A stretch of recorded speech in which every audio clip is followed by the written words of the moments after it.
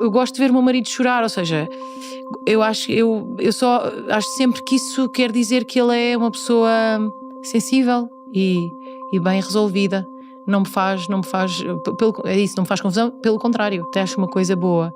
Olá, o meu nome é Maria Ana Barroso e este é o podcast Um Homem Não Chora. Nesta segunda temporada trago novos convidados e mais temas para continuar a conversa sobre a masculinidade, os prejuízos que a cultura machista trouxe também para os homens e o papel de todos na construção de sociedades mais igualitárias. A minha convidada de hoje é Luísa Sobral, nascida em Lisboa, tem hoje 36 anos e é cantora e compositora. Tem 7 álbuns em nome próprio e escreve e compõe também para outros músicos. Tem 4 filhos, 2 rapazes e 2 raparigas e vamos hoje conversar e, não sei, sinto que vamos ter dificuldade em parar de conversar sobre estes assuntos. Exato, já aconteceu antes de começarmos a gravar. Exatamente. Olá Luísa, bem-vinda. Olá, obrigada por estares cá. Eu acho que partilhei um bocadinho isto contigo, mas uma das coisas que me fez ter imensa vontade de te convidar para vires conversar connosco ao podcast foi o facto de tu teres dito numa entrevista a outro podcast que fazias um esforço consciente para que os teus filhos rapazes, para todos, imagino eu, mas para que os teus filhos rapazes sejam sensíveis e se sintam confortáveis, presumo eu, a expressar as suas emoções e um bocadinho fugindo dos estereótipos de o homem tem que ser forte, o homem não chora, aliás. Sim.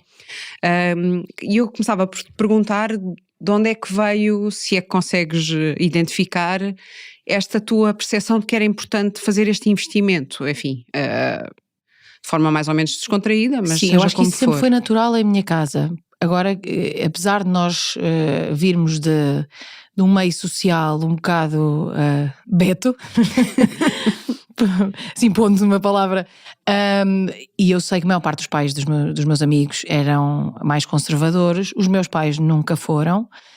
E o meu pai sempre expressou, eu não sei se foi sempre, mas ele cada vez foi expressando mais as suas emoções. Que engraçado. Eu lembro-me, hoje em dia ele emociona-se imensas vezes, tanto em concertos como com filmes. Eu vejo o meu pai chorar imensas vezes. Até nós às vezes até gozamos um bocado com ele porque ele chora quase que demasiado. Mas ele é aquela pessoa que tipo, vamos passar férias durante uma semana e ao terceiro dia ele já está a chorar a dizer que só faltam 4 dias ou 3 dias. E então isso sempre foi normal para mim. Nunca tive essa coisa lá está, dos homens não choram. Isso não tiveste esse modelo, não é? Nunca. E sim. O meu irmão sempre foi super sensível também. Hoje em dia também chora com qualquer coisa. Nós até gozamos com ele a dizer que o coração novo dele deve ter sido de alguém que estava sempre a ver programas de daytime. E por isso ele importou esse coração das tardes da Júlia era a pessoa que adorava ver as tardes da Júlia, porque ele qualquer coisa, eu mando um vídeo do meu filho a dizer o tio não sei o quê e ele já está a chorar. Ou seja, choramos muito lá em casa, choramos todos muito, e choramos de tristeza e de alegria. Sim. Eu por acaso até acho que de todos até era quem chorava menos. Sempre tive um bocado de bloqueio. Depois desbloqueei, quando desbloqueei agora é a loucura total, também chora toda a hora. Eras mais contida, digamos assim. Sim, até tinha esse problema mesmo. Okay. Tinha essa dificuldade em chorar.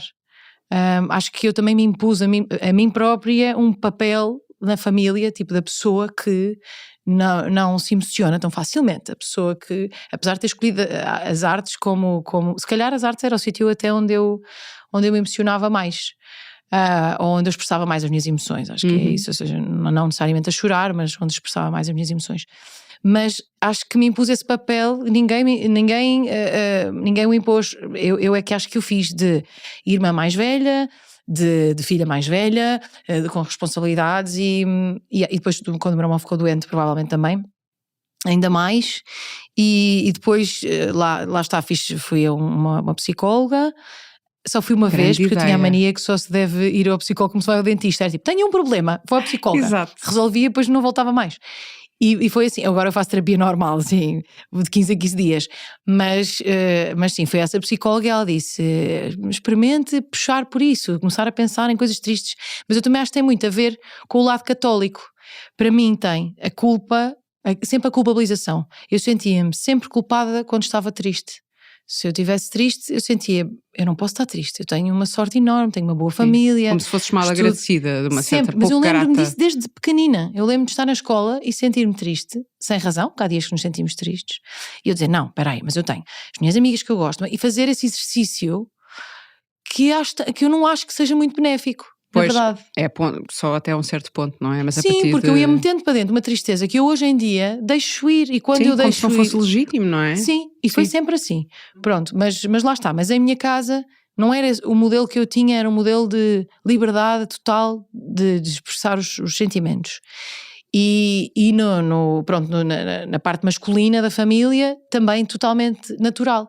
Só que como eu sei que na sociedade isso não é sempre assim, eu tenho esse cuidado com os meus filhos, porque eu quero que eles tenham o mesmo que eu tive em casa, essa liberdade. Mas como eu sei que muitas vezes, e como nós estávamos a falar antes, muitas vezes as crianças não são só condicionadas por aquilo que acontece em casa, mas muito por aquilo que acontece, por exemplo, na escola, eu sei que isso tem que ser uma coisa ativa, não pode ser só passiva. Por exemplo, eu sei que uma das minhas grandes lutas, que pode parecer absurda, mas é a luta do cor-de-rosa. Eu passava-me, quando eles eram pequenos, com a ideia de que os rapazes não podem usar cor-de-rosa. E eu dizia sempre ao meu filho, mas porquê que tu mereces menos uma cor? Não pode ser. Engraçado, mas é uma boa forma de pôr as coisas. Irritava-me tanto isso. Sim. E eu lembro-me para ele era completamente normal beber de um copo cor-de-rosa ou um prato cor-de-rosa, porque sempre foi lá em casa. Claro, exato, não tem... Lembro que nós às tantas tivemos uma empregada que ele disse, eu quero o copo cor-de-rosa, e ela, mas o cor-de-rosa é daí, eu, não! Tipo em câmara lenta, fui assim quase tipo, fazer-lhe uma placagem. Não! Aqui em casa essas coisas não existem. E então quando os amigos dele iam lá à casa e diziam cor-de-rosa, não, eu disse, que horror. E depois, até me lembro de um dia em que ele me disse, eu disse, olha, estão aqui os copos, e ele disse, eu vou querer o azul. Não, mãe, não é porque eu acho que o cor-de-rosa é de menina, é só porque eu hoje quero o azul, está tudo bem? E eu, ok. Ficou, a mensagem passou. Ficou. Mas pronto, mas em coisinhas pequenas destas, de desigualdade, eu vou sempre tentando, às vezes se calhar de uma forma um bocado exagerada, mas vou sempre tentando que eles... que eles sintam essa liberdade de ser sensíveis. E depois vou explicando, por exemplo, nós fazemos um programa de rádio lá em casa, só para nós, onde eu ponho um microfone e cada programa é uma letra do alfabeto e escolhemos 3 sentimentos com essa letra. É super giro. Um dia destes ainda importa, o meu é mais crescido, mas ainda agarro nessa mas ideia. eu acho que dá sempre. E então, por exemplo, agora a última foi com a letra E e escolhemos educação, ou seja, não são sempre sentimentos, às vezes são, aqui era educação, ser envergonhado e especial. E depois eu faço perguntas tipo, o que é que achas que faz de uma pessoa especial e não sei o quê. E isso também para eles sentirem-se à vontade de falar sobre os sentimentos. Fantástico. Em relação àquela palavra. Claro que a minha filha de 3 anos diz sempre coisas, depois tem que ter a laranja na mão para falar, porque senão é loucura. A minha filha sempre, eu tenho uma amiga que é a Taia, e a minha amiga, e pronto, só que lá está, já diz qualquer coisa da idade dela sobre aquilo. Habituam-se desde cedo. Sim, e foi com isso que ele aprendeu. Por exemplo, ele às vezes dizia, não sei o quê, tu não me dás atenção. Eu tenho 4 filhos, não é? Às vezes e eu ensinei-lhe a palavra carente. Então ele agora às vezes vem ter comigo e diz, mãe, eu hoje estou carente. E eu, tá bem, então vamos tratar disso. Agora tratamos. Mas pronto, vou fazendo tenho estas pequenas iniciativas para falarmos sobre aquilo que sentimos. E à noite também fazemos sempre o que é que nos fez ficar tristes durante o dia, ou o que é que gostámos durante o dia. Também falamos sobre isso. E pronto, essa é a maneira que eu tenho de tentar ir percebendo o que é que se passa lá dentro. E o meu filho é um rapaz bastante sensível. E eu adoro isso nele. Mas é isso. Não foi preciso forçar muito, porque eu acho que ele é naturalmente assim. Ele chora com pena das pessoas, ou seja, tem essas coisas. E eu acho isso muito bonito, mas também é importante saber, ou seja, protegê-lo disso, porque às vezes a sensibilidade também é uma coisa que nos pode pôr demasiado vulneráveis, não sei. Sim. E isso se calhar é transversal a todos os teus filhos, não é? Ou seja, essa preocupação de... Todos, sim. Só que o meu filho até é mais sensível do que as raparigas. Elas levam tudo à frente. Ele é mais sensível, mais inseguro, e então eu acho que tu sabes isso, eu acho que os nossos filhos são todos diferentes, não é? E todos têm carências diferentes. E então, pronto, com ele eu falo de uma maneira, com eles falo de outra. Mas sim, mas o programa de rádio é muito giro. E eu gravo. E assim também quis guardar a voz deles. Sim, e isso também é uma... claro que sim. É uma coisa maravilhosa que fica para depois. Exatamente. Pois e mesmo a maneira deles pensarem. Tipo, às vezes são coisas tão óbvias. Outro dia era... como é que se mostra... Já não me lembro como é que era. Como é que se mostra que se gosta de alguém... eu acho que era tipo, já não lembro se eles disseram ou se isso foi um que eu vi, mas era tipo, pode-se cozinhar para essa pessoa. É assim, os miúdos são muito mais simples do que nós a pensar nas coisas e as coisas depois parecem muito mais óbvias quando ouvimos da boca deles, mas eu aprendi imenso com aquilo. Sim, e se eles não têm, pelo menos em casa, não é? O resto depois logo se vê. Mas se eles não têm esses constrangimentos, ou seja, não estão condicionados. Alguns de alguém lhes vai dizer que o cor-de-rosa é das meninas e que... Sim, olha, aconteceu isso, o meu filho andava no karaté. E eu, quando recebi o primeiro vídeo do karaté, percebi que ele odiava aquilo. Ele tinha 2 anos e tal. E eu percebi que ele estava sempre a bochear e não sei o quê. Eu pensei, pá, ele não gosta disto. E perguntei, olha, tu queres fazer? E só havia na escola, só havia karaté ao balé. Eu disse, queres ir para o balé? E ele disse, mas balé é para meninas. Eu disse, não, balé não é para meninas. E mostrei-lhe vídeos de homens bailarinos. E ele disse, então tá bem, então eu quero ir para o balé. E começou a fazer balé e adorava.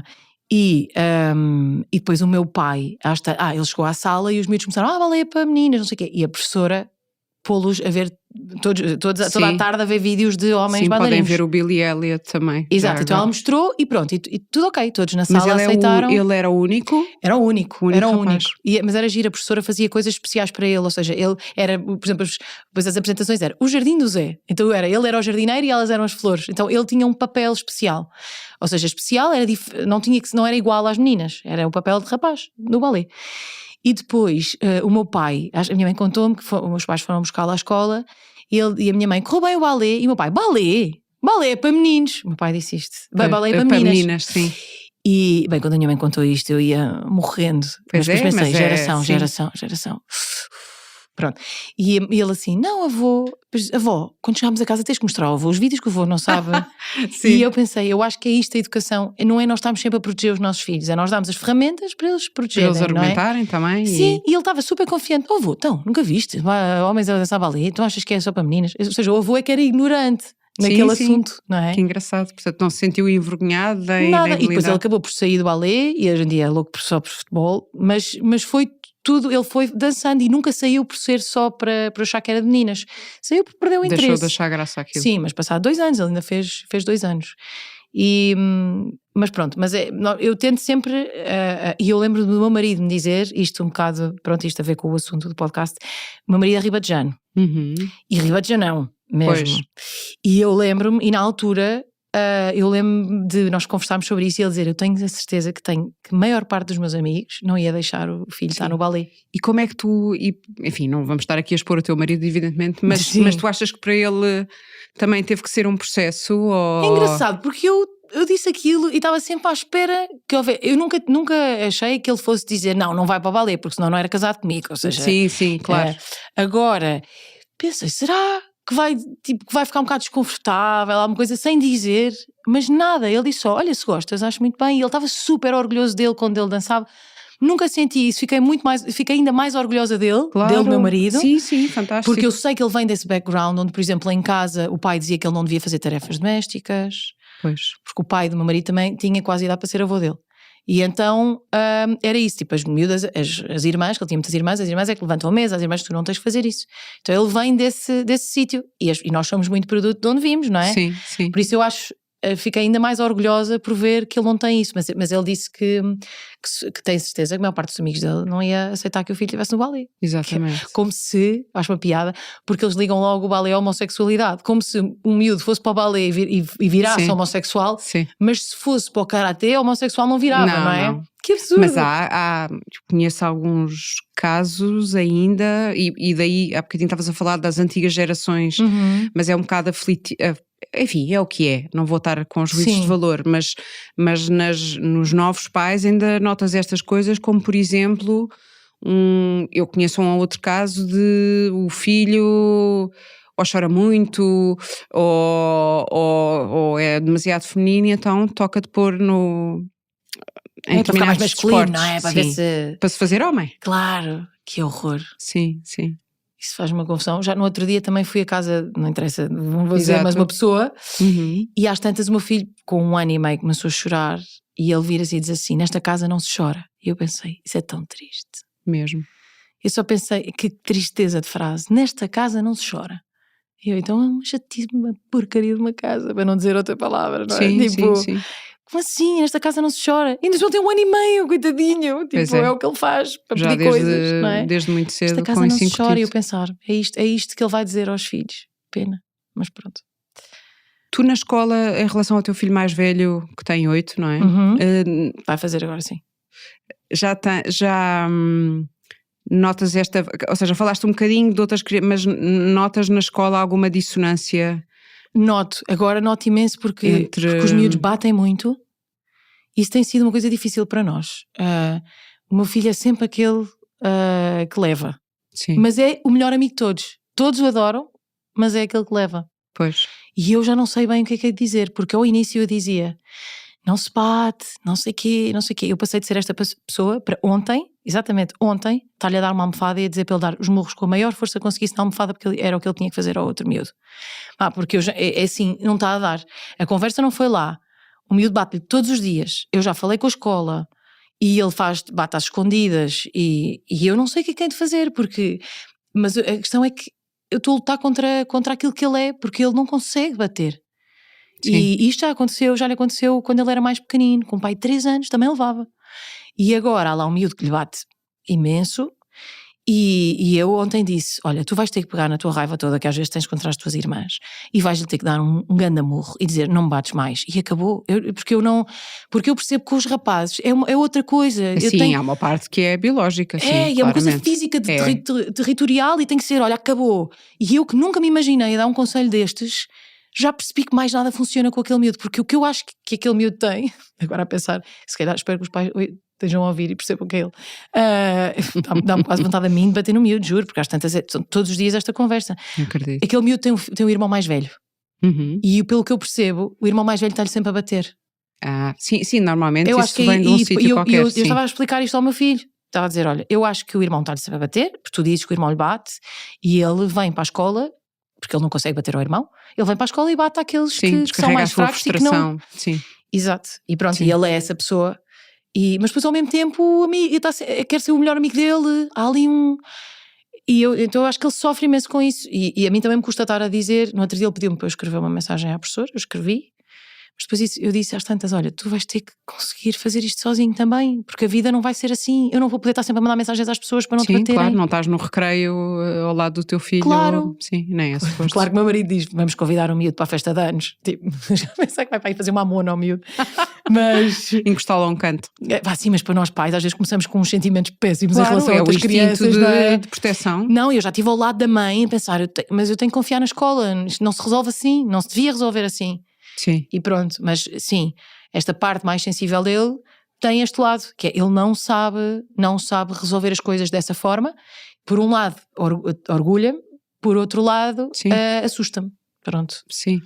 Sentes às vezes um bocadinho, ou seja, quer dizer, tu tens um modelo de casa que é um modelo, pelo que me dizes, diferente, mas sentes-te às vezes ainda um bocadinho perdida nesta coisa, eu quero educar igual, mas, não é? Pois é a questão da não violência, mas bocadinho que pai ou que mãe que não se sente perdida às vezes. Pois é. Eu estou sempre a achar coisas que depois já não acho a seguir. Pus a minha filha no piano e achei que tinha que ser um bocado rigorosa com ela a estudar, agora tirei do piano porque percebi que ela ainda só quer brincar, ou seja, eu também estou sempre a aprender, não é? Não, sem dúvida. Mas sim, muitas vezes... Mas isto é um território de alguma forma novo também, até porque, e aproveito e faço a ponto com uma outra coisa, que é... Nós, apesar de tudo, o primeiro passo é termos consciência das coisas, mas às vezes eu pelo menos dou por mim a esbarrar nos meus próprios preconceitos, não é? Completamente. Que isto, que aquilo, mas depois até às vezes naquilo que são os gestos mais inconscientes, quem diz gestos e diz palavras, é nós percebemos, não, espera lá, eu também tenho aqui as minhas coisas e uma das coisas, aliás foi falado até eu creio que foi no episódio com o Júlio Machado Vaz, Muitas vezes há algumas mulheres que notam, ou seja, que podem até ser muito feministas, e acreditam profundamente, ou seja, não é uma coisa, sei lá, politicamente correta ou o que for, mas que depois, perante um namorado ou um marido que se mostra mais frágil, que se emociona, ficam assim, e depois ou ficam aflitas ou não, mas do género... Porque a imagem que elas têm como a imagem de um homem, apesar de tudo, ainda está muito enraizada nelas e de... ser protetor ou de ser menos sedutor. Pois, eu acho homem que lá está, como eu sempre vi o meu pai chorar, pois, acho que, e sempre vi isso como uma coisa não de fragilidade, mas de... O meu pai é uma pessoa muito sensível às artes, e eu sempre vi isso como ele chorar, não sei, de emoção. Eu também não me lembro de ver o meu pai chorar de tristeza, lá está. Era mais ou menos sempre ou seja, a tristeza das férias estarem a acabar, mas em geral ficava emocionado. Quase com o que é belo, quando íamos a concertos, claro. ele chorava imenso nos nossos concertos, ele chora imenso, e sempre assistia a isso como uma coisa bonita. Ou seja, talvez por isso eu gosto, de uma forma um bocado, mas eu gosto de ver o meu marido chorar, ou seja... Eu acho sempre que isso quer dizer que ele é uma pessoa sensível e bem resolvida. Não me faz é isso, não me faz confusão, pelo contrário. Até acho uma coisa boa. Sim. Agora, no entanto, não isso, mas a outra coisa que estavas a dizer sim, eu sou completamente pela igualdade, sou feminista, mas eu sei que muitas vezes eu aceito que todo o tipo de funções domésticas quase sejam postas em cima de mim. Não completamente, porque eu viajo muito, então o meu marido acaba por ter de fazer muitas coisas também, mas, por exemplo, eu às vezes sinto isso, eu é que sei as consultas todas, eu é que marco as consultas todas do médico, eu é que sei tudo o que é remédios eles têm que tomar, eu é que sei das reuniões da escola, eu é que sei dessas coisas todas. E eu acho que eu sei e que eu ponho isso em cima de mim porque eu também não partilho logo, como se eu sentisse que... Porque isso faz parte do teu papel, sim. O papel de uma mãe. Porque apesar do meu pai ser um homem sensível, sempre foi muito o homem que não faz essas coisas. Sim, também. Sim. Então, apesar de eu querer estar um passo à frente disso, e obviamente que o meu marido faz tudo o resto, sempre acordou-se à meia da noite, sempre mudou fraldas, sempre fez essas coisas todas, está um passo à frente, mas não está igual. Sim. É não assim. Quando eu não estou, tenho que estar. Sim. Mas quando eu estou, mas não tu dás por ti a ficar um bocadinho aflita ou meia... um bocado aquela coisa do ok, eu não estou, vamos lá ver, quer dizer, entretanto... não, quando eu não estou... Ou achas que vai correr menos bem, ou ele vai cuidar menos bem? Não, isso é-me indiferente, eu confio completamente que eles vão sobreviver. Sim, acho que essa é tipo a exigência. Pior vestidos, pior alimentados, hão de sobreviver, ou seja, pior alimentados no sentido de só comerem porcaria, não comerem. Não, confio que eles sobrevivem, e quer dizer, acontece muitas vezes e acontece desde sempre, ou seja, ele fica super bem com eles, não há... Agora, noto isso às vezes nas pessoas quando fazem essa pergunta, por exemplo, isso acontece imensas vezes em entrevistas, dizer, então mas como é que gera isso? Quando se vai embora, com quem é que eles ficam? Que é uma pergunta que eu sempre achei completamente absurda, porque ninguém faz essa pergunta a um pai, não é? Eu não vejo nenhum colega meu músico, por exemplo, o Miguel Araújo, tem 3 filhos, nunca, não imagino ninguém a perguntar-lhe numa entrevista, mas quando o Miguel está em digressão, com quem é que ficam os seus filhos? Nunca lhe vão perguntar isso. E eu acho isso um bocado absurdo. Porque, ou às vezes até aquela coisa, meu Deus, que horror, coitado do pai, vai ficar com... Coitado do pai. O pai ajuda, é aquela coisa, não é? O Exatamente. pai ajuda, mas e também é horrível, porque ao mesmo tempo estão mesmo a pôr o pai como se fosse um bocado um imbecil, não é? Exatamente, tipo, sim. Às vezes pronto. até infantilizar, há aquele clássico, eu volta e meia falo nisto, mas é porque eu acho muito elucidativo ainda das tais contradições que nós temos e que vamos vendo que é... Também já deves ter ouvido, se calhar já tu disseste, se calhar já eu disse no passado, que é aquela coisa do eu lá em casa tenho, por exemplo, no teu caso tenho 5 filhos, um deles é o meu marido. Sim, ou quem é que é o pior filho? É o filho da sogra, não é? Adoro essa. Não, atenção, eu continuo a sentir isso muitas vezes. Pois. Sinto isso algumas vezes, mas eu acho que os homens em geral, não vou generalizar, mas em geral... quando nós mulheres temos assim um bocado o controle do lar e não sei o quê, eles também se acomodam. Sim, a infantilização ou o certo comodismo também depois, é dos se eu não próprios. estou, ele tem que assumir aquele papel. Sim. Mas eu acho que às vezes acontece isso. Mas eu também adoro o lado infantil do meu marido também, porque faz com que ele seja um pai muito mais divertido. Então tem os dois lados, não é? Ele não é um chato que está ali sempre, por favor, eu estou a ler. Não Exato. sei não, ele brinca mesmo, e então esse lado infantil também tem o seu lado bom. Mas eu acho que muitas vezes é culpa minha. Eu acho mesmo que é culpa minha. E culpa nossa em geral. Porque eu acho que às vezes nós é que não lhes damos...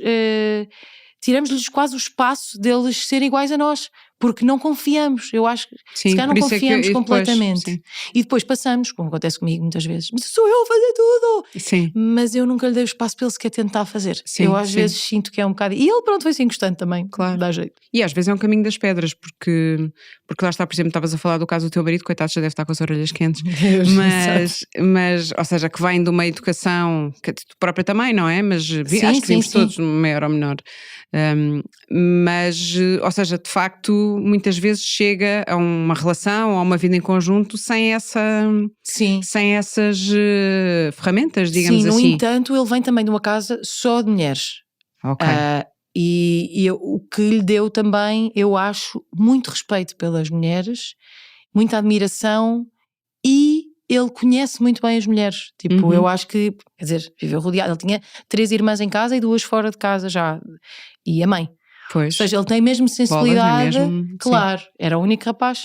E o pai morreu cedo. Então ele tinha muita sensibilidade para as mulheres. Eu acho que ele cresceu com esse respeito e com essa admiração. Então eu acho que de certa forma já havia uma certa igualdade nisso, não é? Eu acho que o respeito já traz essa igualdade também. Sim. Faz todo sentido. E viver e partilhar de muitos momentos de conversas entre as irmãs, enfim, seja o que for. Claro, e roupas por todo o lado. Isso faz-me pensar numa coisa que tu contavas também, algures, que tem a ver com a tua infância, os teus fins de semana e férias passados em casa dos teus avós, não é? Sim, da minha avó. Da tua avó, ok. E eu fiquei com a ideia, mas há bocado, mas tu agora vais explicar-me-ás. A ideia com que eu fico quando te ouvi, tu até contavas uma história que era com os teus primos que tinhas que fazer tudo de doente ou de... não, era da fogada. Da fogada? Era, nós brincávamos na altura das Marés Vivas. Eras tu e rapazes? Não, também tinha muitas primas raparigas. Mas eu estava ali naquela idade chata em que era a mais nova dos primos mais velhos e depois era a mais velha dos mais novos, mas que eram muito mais novos, que era só depois do meu irmão já. Ou seja, o meu irmão e depois os outros. Sim. E então eu era a mais nova e depois eles eram todos morenos e eu era loira. Então é um bocado o inverso da ovelha negra, eu era a ovelha loira. Exato. E eles eram muito bullies comigo. E como estávamos na altura das Marés Vivas e os meus primos sempre fizeram natação, por acaso depois eu comecei a fazer também, mas estávamos na altura das Marés Vivas, eles até tinham aquelas pranchas na piscina, aquelas pranchas assim, pronto, de salvamento, não é? Sim. E eu era sempre afogada, eu tinha sempre brincar afogada, e depois faziam aquelas coisas muito más de aqui só entra quem tem acima de 6 anos, pai, e eu tinha 5, não entrava, fazia às vezes essas coisas. Sim. E eu tinha um primo que me batia imenso, mas eu lembro que nessa altura é engraçado, hoje em dia há uma proteção também às vezes um bocado exagerada dos pais. Nessa altura eu lembro-me de queixar à minha mãe que meu primo batia, a minha mãe não se importava nada, vai lá brincar, não sei o quê. Exatamente, sim. Mas pronto, hoje em dia ele é super, é meu amigo. E como é que tu gerias isso? Pronto. Não me lembro bem, eu lembro que eu tinha uma necessidade enorme de que os meus primos gostassem de mim.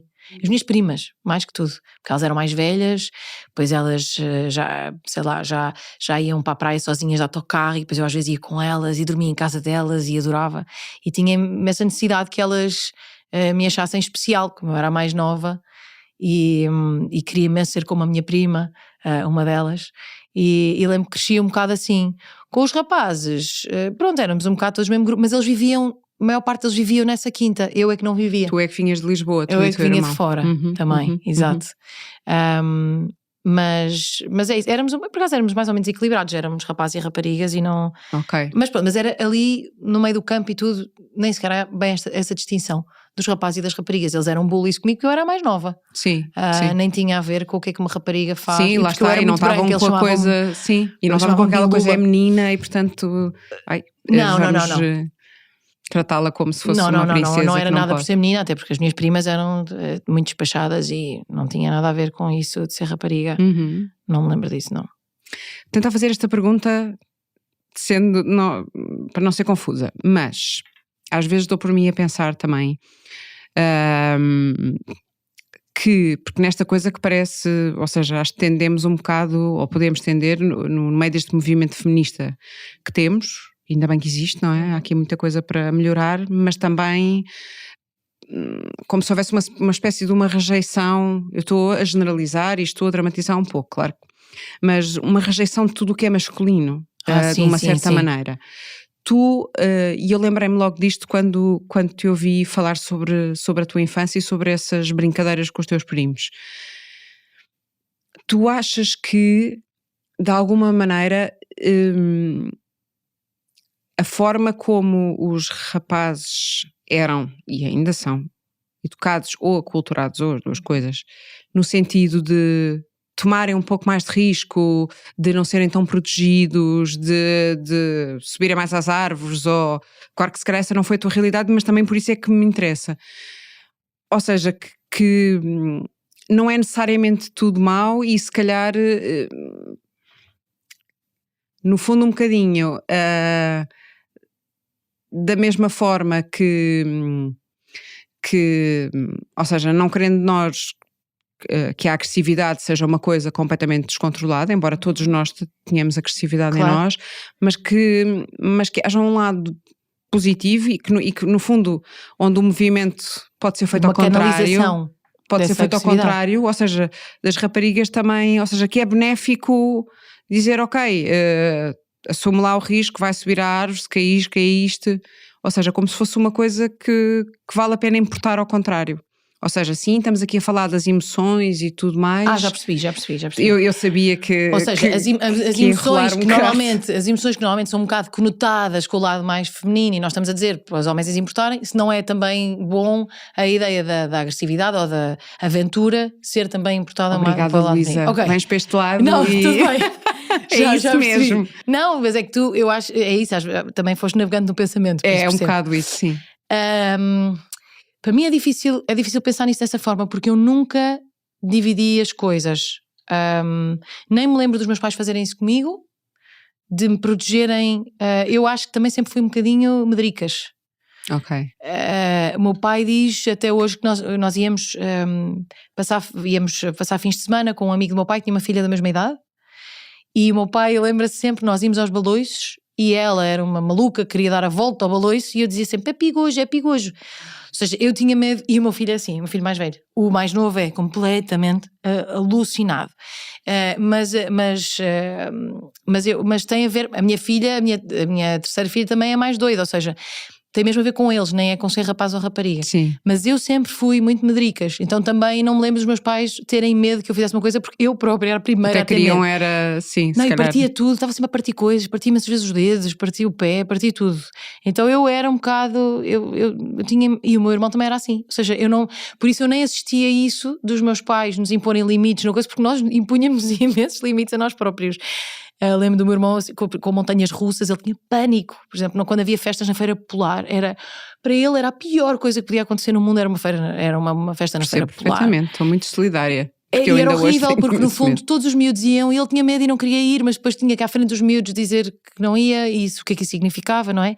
Lá está, eu acho que isso para os rapazes, o não ser igual e parecer e à frente dos outros ter medo de alguma coisa é normalmente muito pior do que é para nós raparigas. Sim, e é invalidante, ou seja, porque lá está, é um dos sinais que tu não podes mostrar emoções, isso é uma fraqueza. Exato, e não tens coragem, que é aquela coisa que é logo, não tens coragem. Mas eu senti isso no meu filho, eu fui um bocado puxando por ele, ao contrário, ou seja, é ok não gostar de fazer uma coisa, mas, por exemplo, comecei a puxar por ele a ir a parques com mais árvores, coisas para ele trepar. Hoje em dia vivemos numa quinta e ele trepa as árvores todas. Sim. Mas eu sinto que foi um trabalho que foi feito, porque eu sinto que naturalmente ele tinha muito medo de tudo. Ele também me dizia sempre, ele também me dizia, é pigojo, é igual a mim. Que engraçado. Ou seja, e o meu marido, eu acho, pelo que eu percebo do que ele é hoje em dia, que ele provavelmente era louco também, e as minhas cunhadas também, loucos todos. Então esse lado louco vem de lá, não vem daqui, claramente. Mas por isso eu não consigo bem fazer essa distinção. Eu vejo isso nos meus filhos, de cada um, não de são rapariga ou rapaz. Acho que há uns que são mais, e mesmo assim muda com a idade. Tipo, às vezes eles são meio 2 aos 2 anos e depois aos 3 anos começam a perceber, sem dúvida, porque começam a perceber o risco das coisas, sim, não é? Sim. E mudam um bocado, mas portanto não sentiste que de alguma forma, já vi que não, que a tua infância tivesse dado, ou seja, de serem todos tratados por igual e portanto tu também andares. Acho que sim, mas é isso. Lá. Eu tinha tanto medo dessas coisas mais radicais. Eu não tinha medo de me atirar, nunca tive medo de me atirar a coisas tipo desafios de vou para a frente toda a gente falar, vou para a frente toda a gente cantar. Todas essas coisas para mim, e já estar à frente toda a gente já era ótimo. Vou fazer uma coisa que eu não sei. Não sei o quê. Agora, se a coisa que eu não sei fosse andar de BTT. Sim, implica assumir um risco físico, não risco físico. Que põe em causa a integridade. É isso. De resto, e aí sentia que não tinha a ver com ser rapaz ou rapariga. Tinha mesmo a ver com o facto de eu. E hoje atiro muito mais essas coisas do que me atirava antes. Eu hoje vou saltar de paraquedas, vou fazer não sei o quê. Muito mais do que em miúda. Em miúda, que é engraçado. Muito mais. Sim, uma idade também nos traz outra. Pois, também quer dizer, agora que sou mãe já tenho medo de morrer outra vez. Pois. Então agora já não salto de paraquedas, mas saltei antes de ser mãe, está tudo bem.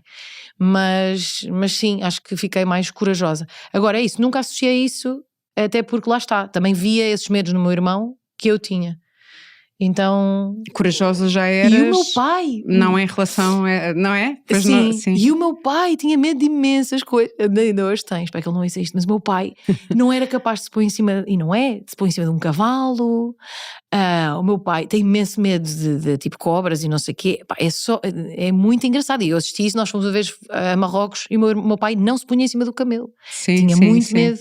E então ter medo, lá está, também. Sim. Agora que penso desconstruiu-se, também calhar, era normal. Tipo, também não era horrível o meu pai ter medo de uma coisa, também era normal. Agora que vejo, tive uma infância bastante saudável. Eu já achei que tinha, mas nesse sentido de não haver uma coisa que fosse normal para os homens ou não sentir, o medo, a insegurança. O pai é que resolve, não é? As coisas mais. Sim, de toda. A minha mãe era muito mais corajosa até. E nós gozávamos imenso com essas coisas do meu pai, mas gozávamos sem ser, tipo, como é que é possível ele ter, não, sempre gozámos imenso com os medos deles e todas as viagens foram marcadas por alguma coisa. Uma vez fomos na Costa Rica fazer aquela coisa de arborismo, de fazer slide, e o meu pai desceu e ficou a morrer de medo e não queria fazer mais, só que ficou pendurado num sítio que não dava a voltar para trás. Sim, isso é como no ski. É horrível, então teve que ir lá uma pessoa puxar assim uma vergonha, nós assim, olha o pai lá em cima, não sei o quê, mas só a gozar com ele, ou seja, nunca foi tipo, aí pá, o pai não é nada homem. Sim, nunca, sim. Ou seja, eu acho que mostrar as fragilidades sempre foi completamente normal em minha casa. Agora, pronto, que estou a pensar nisso, que era uma coisa que eu não pensava, porque lá está, não precisei de pensar, não precisei de resolver, sempre foi bastante normal. Tu achas que isso faz dos homens e das mulheres, mas no caso, com certeza conheces homens mais contidos e mais vestir aquela persona, aquela coisa Sim. Tu achas que os torna mais ricos, mais interessantes, mais... Não precisamos de falar só como objeto de desejo, ou de que falávamos há bocadinho do sexo. Achas que os torna mais... ou seja, das pessoas que tens à tua volta... Achas mais, eu não queria dizer interessantes porque isto parece terrível. Não, mas percebo. Mais complexos, mais... mas no sentido... Sim, é assim, eu estou quase sempre rodeada de homens que em geral são homens mais sensíveis, porque como eu estou no mundo das artes, não é? Estou no mundo da música, é muito raro eu estar com alguém neste mundo, neste meio, que não seja uma pessoa sensível. Mesmo, ou seja, um técnico de luz tem que ser uma pessoa sensível, um técnico de som tem que ser uma pessoa sensível. Todas as pessoas deste meio, em geral, são pessoas sensíveis. Sim, e isso alarga-se, estende-se à parte mais... Porque isso é sensibilidade estética, não é? Não, mas completamente. Eu acho que sim, eu sempre senti que sim, que se estende a isso. É verdade que eu depois, às vezes, quando estou com pessoas que não são deste meio, às vezes podem ser, sei lá, maridos de amigas minhas de infância. Sim. Às vezes eu noto essa diferença. Noto que que têm muito mais preconceitos e que vivem um bocadinho mais presos, enclausurados nesses preconceitos, não é? E nessa maneira de ser ou estar, pronto, que ainda bem que eu nem venho daí, nem convivo normalmente com isso, nem o meu marido é assim. Sim, mas aí é como tu dizias, ou seja, tu também se calhar não te, quer dizer, não sei, ou então não te aproximarias com... Sim, mas é engraçado que nem o meu marido, vindo de onde ele vem, já se identifica com isso. Já nem ele. Um bocado, nesta casa não se chora. É um bocado esse género de mentalidade, de pessoa, não é? Sim. E lá está, e aí estamos a falar, ou seja, isso contavas de novas gerações, ou seja, não estamos a falar da minha idade. Uma pessoa da minha idade. É isso. Sim, eu também vejo ainda. Sim, mas porque eu acho que a mim faz-me confusão. Eu lembro também uma vez, há pensamentos assim que são tão antiquados que me fazem uma confusão. Eu lembro uma vez quando tive o meu primeiro filho, estava um amigo do meu irmão, assim, de infância, que veio lá à casa quando estávamos a passar férias, e ele disse assim, o teu filho, e estava a dizer ao meu marido, o teu filho é mesmo igual a ti, é isso que se quer. E eu ouvi, susto, o quê? O que se quer dizer? O quê? Para ter a certeza, não é? Sim. É isso que se quer? Tipo, e às vezes há estas frases e eu penso, meu Deus, esta pessoa tem esta idade, pensa desta forma, que absurdo. E se calhar nem é muito... Hoje em dia é militante do Chega, o que faz todo o sentido, na verdade. Okay, mas quer dizer, pronto, faz-me confusão é isso, faz-me confusão estas gerações que vêm. Eu lembro-me, por exemplo, quando eu estava a tentar explicar ao meu filho a homossexualidade e ele tinha 4 anos, e então eu estava a dizer: olha Zé, há meninos lá na tua sala, há meninos na tua sala que têm namorados ou namoradas? E ele: não, mas os meninos só podem ter namoradas. Eu disse: não, Zecas, então os meninos também podem ter namorados e as meninas podem ter namoradas. Não podem não, mãe. E eu: podem, querido, podem, não podem. Ele começou a ficar super nervoso e dizia: não podem, olha, tu e o pai, o tio e a tia, a avó e o avô, não podem, mãe, não podem. Ele começou a ficar muito tenso, porque eu acho que nesta idade eles começam a tentar perceber as coisas, e quando de repente uma coisa que eles tinham como já dado adquirido, está arrumado, homens com mulheres, ele começou a ficar muito estressado. Eu pensei: ok, eu também vou, calma. Eu disse: olha Zecas, podem. No entanto, se ainda não estás preparada para perceber isso, não faz mal. E ficou ali a conversa. No dia seguinte ele veio ter comigo, a professora dele dessa altura chamava-se Bé, ele veio ter comigo e disse assim: mãe, falei sobre aquilo com a Bé e ela diz que podem. E eu, então pronto, então como, eu adoro quando as professoras... Não é a minha mãe que está louca. Não, e as professoras estão sempre acima de nós, não é? A Bé diz que podem, então pronto, podem. Eu, então pronto, ainda bem. Agora vez que... Ficou a pensar naquilo. Com a minha filha tive a mesma conversa e ela lá está, disse-me: sim, mãe, já sei que as meninas podem ser namoradas meninas e os meninos. É tipo: mãe, és uma chata com essas tuas conversas. Mas eu só quero que eles sintam essa liberdade desde sempre. Sim, porque eu vejo era uma coisa que não gente... era, e no nosso tempo, quer dizer, nós temos 10 anos de diferença, mas não era aceitável, colocava, não claro. é? Tipo, nem sim, eu só quero tentar, e eu às vezes pode parecer um bocado chato, mas eu quero tentar, eu sei que eles vão ter os seus traumas, todos os miúdos têm, mas eu quero tentar tirar o máximo de pedras do caminho, porque elas vão existir sempre, não é? Sim, mas estas aqui não precisam de existir. Eu conheço muitas pessoas que ainda não conseguiram assumir a sua homossexualidade e que vivem nesse segredo constante e nessa angústia. É terrível. E eu não quero que eles às sintam vezes alguma vez isso. Não é só o temerem a reação de outros, é os próprios não viverem bem com o facto de o serem. Claro. E eu não quero nunca que eles vão ter as suas angústias, todos temos. Sim, mas nós podemos... vou tentando tirar aquelas que podem vir a ser e que não quer que sejam. Pronto. Eu não sei até que ponto é que nós também, lá está, sendo de gerações diferentes, mas somos um bocado os primeiros ou dos primeiros numa nova forma de ver as coisas e portanto também há uma parte se calhar, que não é forçada, mas que é assim mais investida, não é? É um bocadinho forçada, talvez, sim. Eu acho que sim, porque como percebemos que ainda não é natural, ou seja, se calhar isto nem sequer... Eu no outro dia no comboio estava com um grupo, estava lá um grupo de jovens, sim. Que horror ser isto, se torna-me tão velha, mas um grupo de jovens sentado ao meu lado e eles, a conversa deles era não sei o quê, olha, e eu não sei quantos vai com o namorado, depois eu não sei quantos leva a namorada, e eu pensei... Uau, para eles isto já é tão normal, tipo, então nós, e não há coisa, quando eu digo homossexual, tipo, aquele é homossexual, nesta nova geração, isso já é ridículo, porque ninguém tem que ser uma coisa, aquela pessoa não é homossexual ou bissexual, aquela pessoa agora está com um rapaz, amanhã pode estar com uma rapariga, há essa naturalidade e essa abertura, que mesmo para mim, ainda é uma aprendizagem. Sem Ou seja, dúvida, sim. para mim, uma pessoa poder gostar de mulheres hoje e amanhã de rapazes, eu aceito tudo, porque não tenho nada que aceitar, não tem, ou seja, não é comigo, eu acho logo ridículo fazer, aceito, eu não tenho que aceitar o que é que outra pessoa sente. No entanto, ainda é novo para mim também, tipo, eu estou a aprender. Ou seja, não, eu cresci ou seja, lá está, no mundo das artes isso também é tudo muito normal, mas era ou homossexual ou heterossexual. Esta coisa do bissexual era muito raro. Sim, nós também vamos mudando à medida que as coisas, estamos a mudar a nossa forma de... A única coisa é ter abertura de mente para ir aprendendo e entendendo este mundo que sempre houve, mas que agora é aceito. É só a diferença, porque não é um mundo novo, não é? Pois não, nada. É só isso. Nada. Mas pronto, mas eu quero que eles sintam essa liberdade. Eu lembro uma vez que o meu filho já era ainda pequenino e eles mascaram-se muito. E lembro-me dele às tantas pôr uma saia ou qualquer coisa e disse, vou para a escola assim. E aí o meu marido disse, e eu disse, está bem, porque eu para mim é tipo, o que quiserem, não sei o quê, expressem-se e tal. E o meu marido disse, epá, nós também temos de ter um bocado de cuidado com estas coisas, porque ele vai... Nós também temos que o proteger, ou seja, às vezes essa coisa da liberdade total também não é... Pois ele também que... Exato, e para mim é tipo, não, eles têm que se expressar através da... Ou seja, ela e às vezes... Mas lá está, é porque é um bocado forçado, às vezes é... Mas pronto, mas eu acho que se é com boa intenção, não é? E se é... E em prol desta abertura, eu acho que é sempre benéfico. Claro, sem dúvida. Agora, realmente, eles às vezes dizem, sim, mãe, já sei que as meninas podem estar, tipo, esta tua conversa chata. Mas pronto, mas eu prefiro ser essa mãe. Eu lembro no outro dia, também estava com uns amigos e lembro-me olha, isso também é uma coisa interessante, esta coisa do futebol.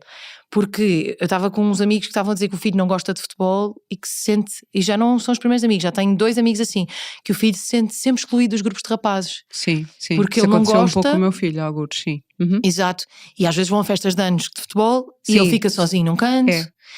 E isso é uma coisa que eu acho que é um problema das escolas também, porque eu acho que não faz sentido nas escolas todos os recreios eles poderem jogar futebol. Eu acho que eles deviam, ok, o recreio da manhã pode jogar futebol, mas depois noutros recreios não se pode. E fazem outras coisas e têm que aprender a brincar a outras coisas. Porque depois não excluem sempre esses miúdos que não gostam de futebol e às tantas esses miúdos sentem-se menos rapazes por não gostar de futebol. Mas é aí também que a sensação que eu vou tendo, e não quero nada ser pessimista, aliás sou o contrário, acho que vamos andando e vamos fazendo, mas é que parece que há coisas, ou seja, os olhos estão muito postos e bem por um lado, porque estamos a corrigir coisas do passado, na questão do as mulheres podem ser tudo, as meninas, ou seja, nota-se nas raparigas que já vão com esse, sentem isso à volta delas, não é? Sim, podem ser tudo. Que os homens não podem ser tudo, já, não é? Sim. Eu lembro-me num podcast também americano um bocadinho sobre estas questões, em que se falava do facto de, e agora estou a divagar, mas também estas conversas eu acho que puxam para isso, do facto de haver muito menos homens, cada vez menos homens em profissões de cuidado. Eu estou a falar do mundo ocidental, no caso era nisso que eles falavam, portanto muito menos homens psicólogos, muito menos enfermeiros, há umas profissões que já vieram assim. Sim, eu agora vou lá ao hospital de 15 em 15 dias e são só mulheres, eu não tive lá um médico. E portanto, ele dizia uma coisa geral, que era... desculpa, então auxiliares são quase sempre exatamente, só mulheres. Exatamente. Pois é. E isso depois são os modelos que os miúdos têm ou não têm. Pois, exato. Não é? De não terem educadores, não quer dizer que não existam, mas são uma raridade. Não terem educadores, não terem professores primários homens. Nos filhos só há um professor, que é professor de inglês. É o único. Pois. Depois, com o caminhar, vais encontrar mais. Sim, se calhar depois. Mas a verdade é que parece que os trabalhos, o professor homem é só para a faculdade, tipo, parece que já é só uma coisa mais quase que parece que é elite, uma coisa, não é? Exatamente, porque criancinhas não é para as mulheres, mas assim já é uma coisa mais séria para os homens. Mas a verdade é que, bem, também a educação agora em geral está tão má que quase ninguém quer tirar o curso para ser professor ou educador de infância, verdade. Não é? Mas também é assim, eu acho que esta coisa do feminismo é muito interessante, mas ao mesmo tempo nós temos que nós não podemos querer que os homens e as mulheres sejam iguais, porque não são iguais. Nós queremos que eles tenham as mesmas oportunidades. Sim, e sobretudo forçar um comportamento, não é? Agora claro, tem que... o homem e a mulher não são iguais. Pois ou não. Seja, uma coisa que nós queremos, a igualdade é a igualdade de oportunidade, não é igualdade física. Não. Ou seja, um homem e uma mulher não podem correr na maratona Claro. na mesma evidente. categoria, ou seja, na mesma Sim, corrida, não é? Então, não somos iguais. E a verdade é que as mulheres nascem, algumas não, mas vê-se isso. Quando eu sempre tive brinquedos, eu sempre tentei ter brinquedos unissexo. Ou quando comecei a ter filhas e começaram a oferecer bonecas, eu tenho tudo para eles todos brincarem. Ou seja, podem brincar com carros ou bonecas, não há distinção. As não coisas é? estão lá e eles escolhem. Exato, e a minha filha mais velha, por acaso, nunca gostou de brincar com bonecas, nunca. Ela gosta de desenhar e ela nunca achou graça a bonecas. Agora esta adora, e eu reparo que é desde que ela nasceu, quase passado poucos meses, que ela já estava bebê e a agarrar-se um bebê, ou seja... E não vais dizer, não vais tirar a dizer, não podes fazer isso, porque tu um dia vais ter que trabalhar. Exato. E raramente isso acontece com rapazes. Eu acho que é muito mais raro ver-se um rapaz que logo desde pequenino quer cuidar daquela forma. Sim, e isso é uma discussão que existe também, não é? Até que ponto, porque há um lado, enfim, as mulheres é que podem ter filhos e portanto mas eu há acho uma que coisa acho que não é inata. imposto. Eu nunca impus isso aos meus filhos, no entanto, eu vejo que os meus filhos rapazes não, há de certeza miúdos rapazes que adoram brincar com bonecas, não é isso, mas em geral as mulheres têm esta vontade de cuidar. Sim. Então talvez também seja normal haver mais mulheres educadoras de infância, não sei o quê, porque não sei se é só uma questão de os homens não verem a profissão como... Não, às vezes há questões que são físicas não sei, essa coisa do cuidar. Eu sei que sempre soube que queria ser mãe, no entanto também sei que há mulheres que não querem ser mães e é ótimo hoje em dia. Exato, mas hoje em dia também temos muito mais abertura, sem dúvida, para uma pessoa dizer eu não quero ser mãe. E está tudo bem nisso. Não sei se está tudo bem ainda. Ainda acho que há muita gente que julga. Sim, verdade. Mas pronto, mas já é mais aceitável. Mas sabes que eu acho que, desculpa se estou a interromper, mas eu acho que isso também é interessante, que as coisas se misturam, ou seja, há um instinto para o cuidado que muitas mulheres têm de facto, e nós sabemos porquê, mas é um bocado, já não sabemos o que é que nasceu primeiro, se é o ovo ou se é a galinha, ou seja, o que é o modelo de pais... Isso, mais o modelo de pais em que a mãe sempre foi quem cuidou e quem as pessoas têm vindo cá, têm sido sobretudo homens. Nature versus nurture, não é? Exatamente. Tipo, o que é da natureza de uma pessoa, ou seja, o que é o seu ambiente. E porque os vários... quase, enfim, muitos dos entrevistados que cá tive, sobretudo homens, pelo menos agora no início, diziam, não, mas era com a minha mãe que eu falava eu era com a minha mãe, portanto, estes modelos também nos condicionam, claro. E portanto nesse sentido... Sim, basta dizer que quase todos os miúdos quando estão doentes, por mais que adorem o pai, fazem coisas super divertidas com o pai, assim que estão doentes, vão para o colo da mãe. Pois é. Essa é logo a coisa de cuidar. Não é? E podem o homem e a mulher trazerem coisas diferentes em termos de cuidado, mas eu acho que há esta bola de neve, não sei, obrigar os rapazes a irem para profissões de cuidado, mas eu acho que há um lado aqui também um bocadinho à semelhança do que tu falavas em relação ao balé, que também vai um bocado acontecendo, aquela coisa de quê, mas vais ser educador de infância ou vais ser enfermeiro, pronto. Pois, sim, é verdade. Mas não sabe bem o que é, mas a verdade é que eu acho que se assiste a uma parte que é realmente que é da física, do homem ou da mulher, aquilo que eu acho que se assiste a isso. Em minha casa é isso, eu tenho todas as opções, tenho carrinhos, tenho bonecas, tenho tens 4 legos, ainda por cima. Exato. E nunca ouvi isso. Por exemplo, o meu filho, o mais pequenino, adora empurrar o carrinho de bebê por todo o lado. Mas eu acho que aquilo é mais uma coisa de corridas para ele, quase do que... Porque ele não está a cuidar de nada, ele nem agarra no bebê. As duas, como me viram a amamentar, por exemplo, as duas fingem, agora já não, mas fingiam que estavam a dar mamar a um bebê. Pois, sim. Isso é um modelo. E o meu filho nunca fez isso, por exemplo. Certo. E viu a mesma coisa. Ou seja, e eu nunca lhe disse, ele a fazer, não, isto está errado, tu não és. Sim.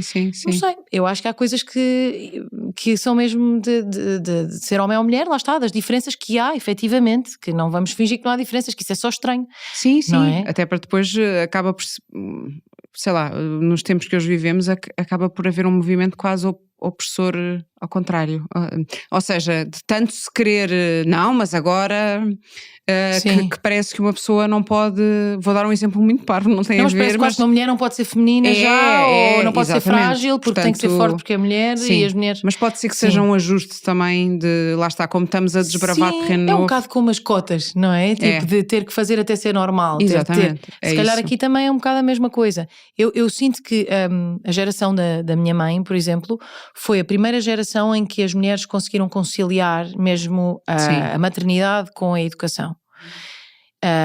E mesmo assim sentiam-se sempre a faltar em algum lado, e mesmo assim, tinham que penar muito para chegar a lugares, a bons lugares nas suas carreiras, sim, não é? Sim. Eu acho que a nossa geração agora é difícil só porque estamos obcecados com tudo, em ser pais excepcionais e profissionais excepcionais. É verdade. E eu acho que às vezes exigimos demasiado de nós próprios. Sim. Porque também às vezes exigimos um bocado nesta coisa da parentalidade, porque vamos ler 1000 livros e queremos ser os melhores pais, e os nossos filhos tornam-se projetos, e não dá para estar em todo o lado dessa forma. Nem mas sei eu se acho que é isso. Pois, lá está. Até falávamos sobre isso um bocadinho antes de começarmos. Nem sei se é desejável, por exemplo, Exato. na maternidade e na paternidade, estarmos sempre lá e estarmos em todo lado, mas pronto. Sim. Isso Exato. seria outra... Porque eu acho que a geração dos nossos pais era um bocadinho mais tranquila nisso. A dos nossos avós era menos pensada, na rua, é indiferente. Era menos com certeza que tinham as suas angústias e mas interrogações. Já eram carinhosos. Sim. Eu acho que os nossos avós, em geral, com os filhos, ainda não havia muito... Era tipo, ele tem que sobreviver. Dar comida, educação, não sei o quê. Sim. Depois veio dos nossos pais, que já tinham um bom equilíbrio entre... As crianças já são mais desejadas e planeadas. E já acompanham mais a vida da criança, não é? Eu acho um ótimo equilíbrio. A nossa, eu acho que às vezes está um bocado desequilibrado, porque está um exagero de esta intromissão um bocado na parte do crescimento da criança. Sim. Com ótimas intenções sempre, claro. Claro, mas às vezes acaba um por ser bocado abusivo quase. Sim. Acho que não estamos bem a saber ainda dosear. Pois não. E agora todos somos experts em parentalidade, não é? Verdade, por isso... é verdade. Mas pronto, eu acho que toda a gente faz o melhor que pode também. Sim, um bocado isso. Claro. E que sabe. E vamos caminhando e aprendendo, não é? Corrigindo. Sim. Queria só recuar um bocadinho à questão das emoções e dos homens e das mulheres, precisamente, e tu acabaste por falar um bocadinho nisso há pouco, para ir à realidade que tu tens encontrado no trabalho de voluntariado que estás a fazer, não é? Numa unidade de cuidados paliativos. Sim, eu só estou lá há 3 meses. Sim. O que eu posso falar é do que eu tenho experienciado nestes últimos 3 meses. Claro que sim. Isto tudo esta vontade nasceu porque eu quis começar a estudar musicoterapia. Falei com um amigo meu que é musicoterapeuta e professor de música e tudo, que é maravilhoso, que é o Paulo Lameiro, que é com quem eu faço concertos para bebés. E ele na altura disse-me que achava que o mais interessante seria eu ir experimentar fazer alguma coisa ligada à musicoterapia e perceber qual é que é, porque a musicoterapia é uma coisa muito aberta, não é uma ciência concreta. Sim. Tem muitas abordagens. Sim, primeiro, pelo que ouvi dizer, também em Portugal ainda está um bocado atrasado, então nem valia muito a pena fazer o mestrado aqui, provavelmente. E depois, porque a abordagem depende muito de quem faz e de quem está também a receber, não é? Essa terapia. E então ele disse-me para eu experimentar. Pronto. E eu, como tenho uma amiga que é médica nos cuidados paliativos, eu sempre a admirei imenso, porque eu digo-lhe isso muitas vezes. Eu sinto que quem vai para o curso de medicina vai para salvar vidas normalmente, e então de repente estar nesta última parte da vida a tentar só dar um fim de vida digno a uma pessoa. Sim. É mesmo muito bonito para alguém ou seja, essa pessoa já não está a tentar salvar ninguém, está a tentar dar um fim de vida o mais digno possível, o mais feliz possível. Aposto que já percebeste que não é só prestar, que vale imenso. Aposto que já acho que percebi logo na primeira vez. E outra coisa que eu percebi muito bonita do que eles fazem ali é que não só eles estão a fazer bem à pessoa que está a partir, como às pessoas que estão a ficar. Sim. E porque para nós, se gostamos muito de alguém que está nesta situação, nós vamos ficar muito mais em paz quando essa pessoa partir, se soubermos que essa pessoa partiu, claro, com dignidade, a ser tratada com carinho. Eles estão sempre às festinhas às pessoas. Eu às vezes começo a pensar, pode haver alguém que está ali quase a morrer e que já não está a falar e tudo, e eles estão sempre a dar festinhas, e eu penso assim, e se esta pessoa foi uma víbora na vida? Exatamente. Mas pronto, merece ou não festinhas gosta. no fim. Imagina, não gosta consegue e tá dizer ali. nada, não é? Não sei, eu acho que, não sei se não gosta, aquilo é uma maneira de mostrar. É humanizar, não é? É tão bonito. Sim. E depois eles fazem coisas maravilhosas de alguém que quer ir ver o mar, ou assim, antes de morrer, eles arranjar uma ambulância para ir levar essa pessoa a ver o mar. Havia as pessoas que se queriam casar, porque estavam juntas há anos, mas não estavam casadas, então chamaram o padre e casaram-nos lá, festas de aniversário, fazem um pouco de tudo. Sim. Mas é muito giro e tem sido muito bonito. Duro, mas bonito, muito Sim. bonito. E notas diferença? Um bocadinho puxando aqui a brasa à minha sardinha, entre olha, homens e mulheres. Primeiro o que eu achei muito estranho nas primeiras vezes que lá fui é que quase não havia homens. Eu dizia à minha amiga, não há homens a morrer? Só há mulheres? É que eu não consigo perceber. Pânico. Não havia, exato. Sim. Não havia homens. Eu fui lá muitas semanas seguidas em que havia tipo um homem e tipo 10 mulheres, era assim. Agora a última vez que fui era quase só homens, porque aquilo de 15 em 15 dias... é muito aleatório. Como eu vou de 2 em 2 semanas, acontece-me muitas vezes chegar lá e ou a pessoa já não está, ou a pessoa está e está muito pior do que há 15 dias atrás, mas muitas vezes já não está. E a minha amiga também me vai dizendo isso, porque de certa forma, apesar de eu ir lá, de poder estar com essa pessoa só 1 ou 2 vezes, há pessoas com quem eu também crio uma ligação maior, ou pronto, e eu gosto de saber. Mas os homens que eu vi, por exemplo, a última vez já estavam todos num estado em que nem dava para conversar com eles. Agora, vi um homem lá, um senhor, que foi muito engraçado, essa parte de uma pessoa estar mais vulnerável no fim de vida, não é? Porque eu acho que as pessoas choram todas muito. E é engraçado, porque por acaso fui ver um casal, estava lá, ele estava a acompanhá-la, eu gostei muito dessa senhora, e eu comecei a cantar e ela começou a chorar. E ele dizia assim, não chores, não chores. Sim. E eu disse, deixa chorar, ela está a precisar, não sei o quê. E depois eu fiquei a pensar no fim, ele não queria que ela chorasse porque ele não a quer ver sofrer. Exato, sim. As pessoas ficam aflitas às vezes. E para os homens faz-lhes imensa confusão ver as pessoas que quem gostam, as mulheres, a chorar. E como se ela não chorasse, não tivesse a sofrer. Provavelmente estava, mas ainda pior porque não, sim, mas não conseguia há tanta gente que tem esse impulso, isso, não é por mal, pelo contrário. Sim, coitadinho, eu percebi perfeitamente. Exatamente, mas eu sim. senti... E pronto, isso chorar eu vejo toda a gente chora. E lá está, é o tal espaço, só parênteses, das pessoas de acolherem a tristeza e o choro. Claro, portanto, que é o que tu dizes, uma pessoa estar triste e não poder, não é? Sim, e sentir que é suposto estar pessoas... sempre muito animada ou sempre há espaço para tudo, não é? Claro, e as pessoas que estão, em geral, a pessoa se estiver bem chora quase sempre e quem está lá chora também, porque a música tem esse poder, não tem a ver com o facto de ser eu a cantar, tem a ver com...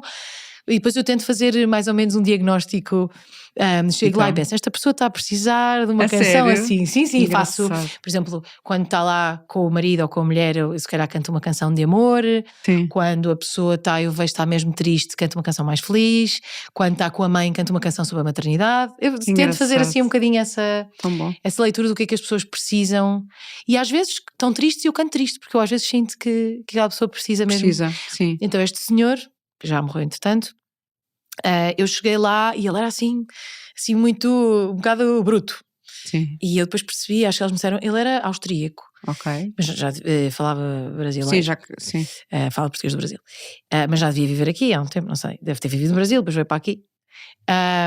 E eu lembro dele falar comigo, a dizer não sei o quê, mas assim sempre todo bruto. Mas tu cantas e tal, não sei o quê. E pronto, eu fui conversando um bocadinho com ele. Quando eu comecei a cantar, e eu tento não olhar muito para... Ou seja, eu olho para a cara das pessoas, mas se eu percebo que elas estão a emocionar, eu não consigo olhar muito, porque senão depois emociono também. Então eu faço ali um jogo de olhar muito para os pés, olhar para outros sítios.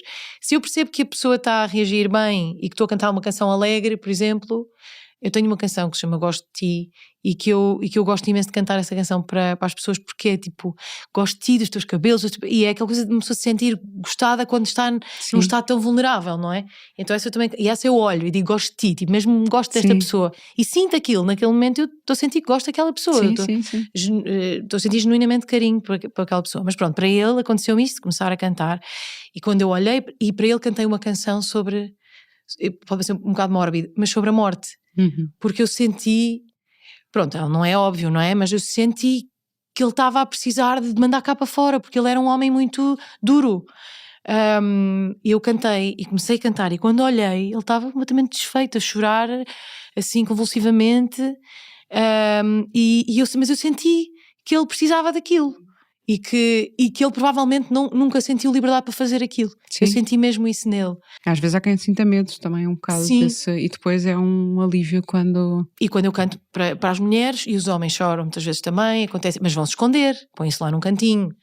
também acho que se calhar não se sentem à vontade comigo, porque não me conhecem, não é? Sim, ou lá está, pode também ser um instinto de proteção. Também há mulheres que, ou seja... Sim, lá está aquela coisa que dizíamos, da mulher poder achar que o homem está mais frágil ou é mais fraco se chorar, e eles também se calhar se escondem por isso, ou porque não querem que a mulher veja que eles estão tristes. Exatamente. Pronto. Sim. Mas realmente é um sítio onde se lida muito com o choro, eu lido muito com o choro. Há poucos dias, a semana anterior, cantei para uma rapariga com a minha idade, com cancro terminal também, e estava lá, a primeira vez estava a irmã, e também foi chorar, escondeu-se. E a segunda vez estava a mãe, e pronto, ou seja, já me habituei a isso, mas é isso, vê-se muito esse lado do choro, quem quer esconder, quem quer, e muitas vezes pedem-me desculpa por chorar, e eu não, e a verdade é que para mim é quase tipo uma conquista, porque eu sinto, não é que eu chego lá e queira que as pessoas chorem, mas eu quero tocaste que ali, sim, porque às vezes, porque se uma pessoa saber que vai morrer,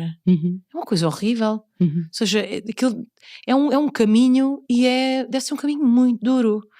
Então eu sinto que aquilo, se calhar as pessoas precisam de chorar, e precisam de ter pena delas próprias, se calhar, e precisam dessas coisas todas. Sem dúvida. E se eu puder ser parte desse caminho, e às vezes há pessoas que dizem, não quero, vão lá perguntar, eu nunca entro, tipo, vou cantar, claro, não é? Claro, sim. Respeitas e há pessoas que dizem, eu não quero. E aí não notas, eu sei que são só 3 meses e portanto isto pode ser, portanto fazemos aqui o disclaimer altamente enviesado, mas não notas diferença na resistência dos homens, na contenção emocional? Deste-me aqui um exemplo, na contenção emocional, notas diferenças? Eu no outro dia fui lá e também estava um senhor, que esse senhor, ou seja, estava bem dentro do possível, não é? Eu cantei e ele no fim, muito obrigada, foi muito agradável, não sei o que, ou seja, manteve ali a compostura. Manteve ali completamente. Nenhuma mulher fez isso. Nenhuma mulher fez isso. Mas eu também não vou à espera de nada. Ou seja, sim. Eu acho que cada pessoa é uma pessoa. Claro, e no início eu ainda perguntava as doenças deles. Eu agora já não me interessa muito isso, porque eu não quero que aquela pessoa seja a sua doença, não é? É que senão eu vou entrar e perguntavas ao próprio ou Não, antes? os médicos normalmente dizem, olha, vais ao quarto 44, aquela senhora tem não sei o quê. Sim. E eu às tantas entrava e era, ok, esta pessoa é um cancro de não sei de quê. Pois. E não, aquela pessoa não é um cancro de não sei de quê. Não. É aquela pessoa que teve aquela vida, que não sei o quê.